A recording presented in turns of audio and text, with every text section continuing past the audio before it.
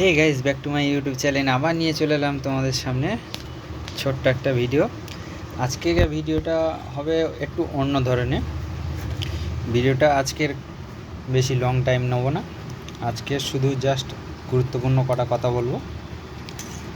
আমরা যেই 48 ইঞ্চি 14+14 কয়েলগুলো চালাচ্ছি, এখানে আমরা কিন্তু দুরকম 3 রকম পাত্তি, সমস্ত রকম পাত্তি আছে। এবার আমরা কিভাবে সেট করছি, এটা হচ্ছে 13 mm পেপার এখানে ভরা হচ্ছে। 13 mm মাঝখানে ডিপ আছে, এখানে 14 mm। আচ্ছা, অরিজিনাল যেটা 14 mm সেটা হচ্ছে এটা 14। এটা 14 এখানে হলে, এখানে মাপ যদি নেওয়া যায় এখানে 14+ হয়ে যাবে।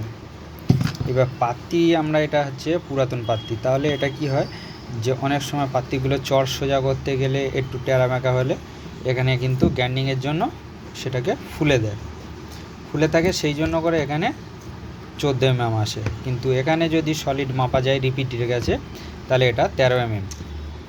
এবার বলি তোমাদেরকে, আমরা কিন্তু এই 13 mm অথবা এই 14 mm এগুলো হচ্ছে 34-35-এ চালাবো। আমি প্রথম মনে করেছিলাম যে এটা 13 mmগুলো 35 নম্বর ওয়্যার গ্যাস দিয়ে চালাবো, কিন্তু না, আমরা এখানে 34-35 দিয়ে চালাবো।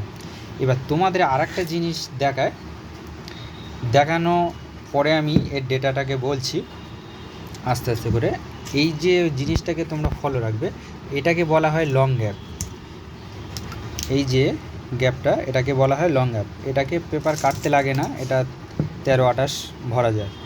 এবার শর্ট গ্যাপ কাকে বলে? শর্ট গ্যাপ হচ্ছে এইগুলো শর্ট গ্যাপ। লং গ্যাপ কীভাবে চিনবো? দেখো, এই দুটো গ্যাপ একই সমান না, কিন্তু এটা হচ্ছে একটু চারকোনা মতো, আর এটা ইউ টাইপের, কিছুটা ইউ টাইপের। আর একটা পাত্তি দেখায়, তাহলে বুঝতে পারবে ব্যাপারটা ভালো করে। এই যে পাত্তিটা, এটা হচ্ছে শর্ট গ্যাপ, লং গ্যাপ, এগুলো আগে বুঝতে হবে। এবার বলি শর্ট গ্যাপের ক্ষেত্রে কিভাবে ডাইসটা সেটিং করতে হয়, আর লং গ্যাপের কীভাবে ডাইসটা সেটিং করতে হয়। চলো মেশিনের কাছে যাই, দেখা যাক। এবার এলাম মেশিনের কাছে। এই যে মেশিনে যেটা লাগানো আছে, এটা কিন্তু লং গ্যাপ। এবার লং গ্যাপের তোমাদের একটা জিনিস দেখায়।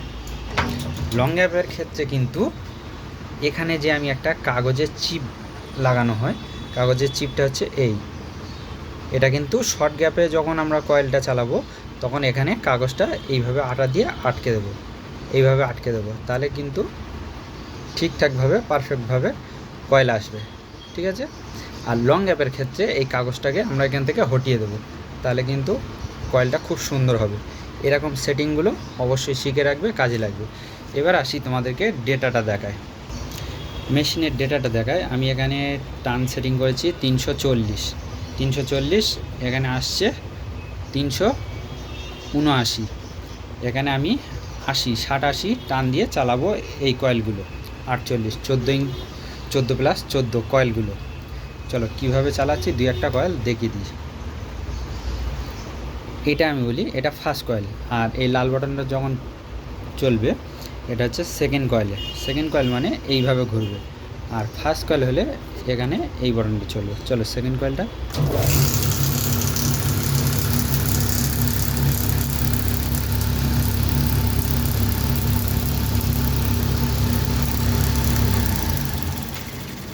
অটোমেটিক মেশিন থেমে গেছে। আবার সেমভাবে ডাইরেকশানটা এইভাবে ধরে নেব, নিয়ে এই যে হ্যান্ডেলটা আছে, এই হ্যান্ডেলটাকে এইভাবে উঁচু করব, এটাকে আস্তে আস্তে এই সরে আসছে। তাহলে এবার হচ্ছে কি, এটাকে আমরা এইভাবে চেঞ্জ করে দেবো পরের গ্রুপে চেঞ্জ করে দিলাম। এবার আস্তে আস্তে করে এই হ্যান্ডেলটা এরকম ছাড়লাম, এখানে বসে গেছে।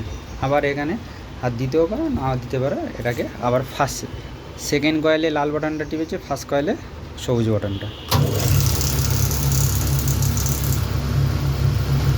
এই যে আওয়াজটা হলো, এটা কিন্তু তার কেটে গেছে। এবার তার কেটে গেলে কি করব, সঙ্গে সঙ্গে এই পাওয়ার বাটনটা অন অফ লেখা আছে, এটাকে অফ করে দেবো, দিয়ে আবার তারটাকে ফ্রেশ করার চেষ্টা করবো। এইভাবে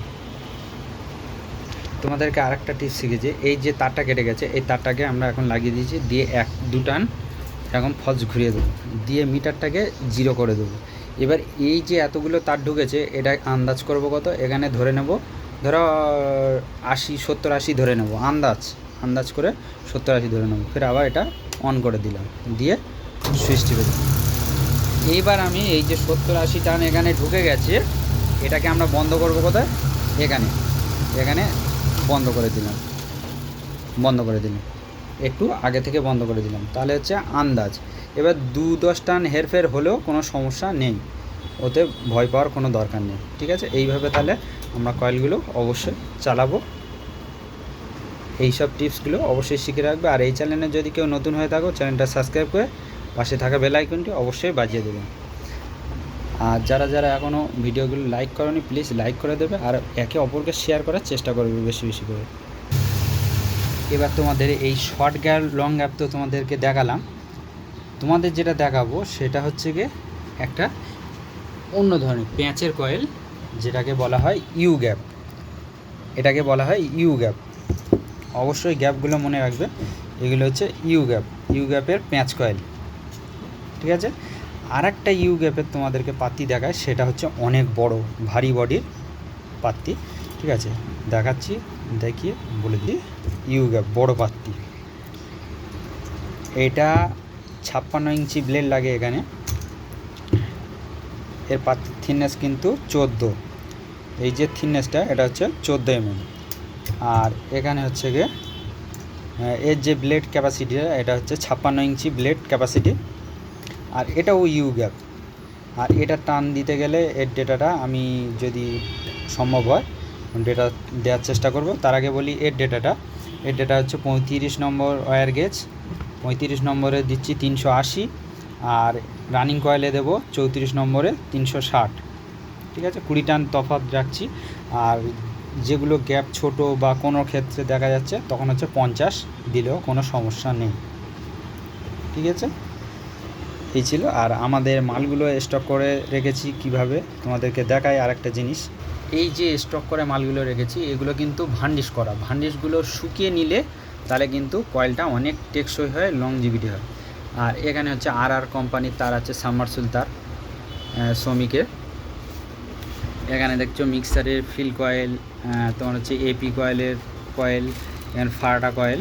আমরা এগুলো সব ভান্ডিশ করে হার্ড করতে দিচ্ছি, শুকিয়ে নিচ্ছি। এগুলো শুকালে কি হয়, অনেক হার্ড হয়ে যায়, মজবুত হয়ে যায়।